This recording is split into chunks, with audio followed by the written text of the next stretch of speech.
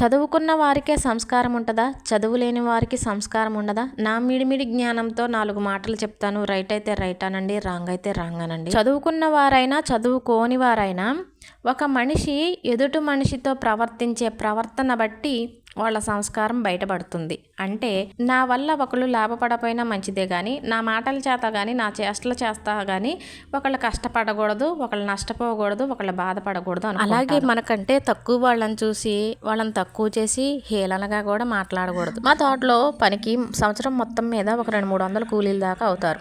అయితే నాకంటే చిన్నవాళ్ళు వస్తారు పనికి, పెద్దవాళ్ళు వస్తారు. అందరూ పనిచేసేటప్పుడు దాహం వేసినప్పుడు బుజ్జమ్మ గారు మంచినీళ్ళు ఇవ్వరా అంటారు. పొర్రపాటును కూడా నేను ఆ మాట ఒప్పుకోను. బుజ్జమ్మ గారు అని నన్ను అసలే అనొద్దు పెద్దమ్మ. మీరు అనాలా అనుకుంటే బుజ్జి అని పిలిచినా పర్లేదు, పేరు పెట్టి పిలిచినా పర్లేదు, కానీ బుజ్జమ్మ గారు అని అయితే అన్ను. ఎందుకంటే వాళ్ళు నన్ను బుజ్జమ్మ గారు అంటే వాళ్ళు అక్కడ తక్కువ అయిపోతున్నారు. అది నాకు ఇష్టం. పని చేసుకుంటూ వాళ్ళతో సరదాగా